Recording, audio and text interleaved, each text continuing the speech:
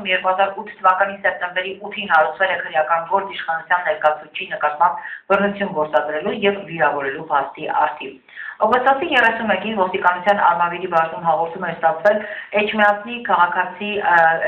քաղաքի Ատարբեկյան եւ Բաղրամյան փողոցների խաչմերուկում տեղի ունեցած ավտովթարի վերաբերյալ։ Անմիջապես դեպքի վայր էր մեկնել ոստիկանության քննչական գլխավոր վարչության Արմավիրի մարզի քննչական բաժնի քննիչ Արթուր Հովհաննիսյանը, որտեղ ավտովթար կատարած BMW 525 մակնիշի 06-370 պետհամարը նիշի ավտոմեքենայի ուղևորներ Արտյոմ եւ Արկադի Փայտյաններն ու ինքնությունը չպարզված եւս երկու անձինք քաշքշել հայհոյել կյանքի եւ առողջության համար ոչ վտանգավոր բռնություն են գործադրել քննիչի նկատմամբ վերջինիս կողմից իր ծառայողական պարտականությունները կատարելու ընթացքում։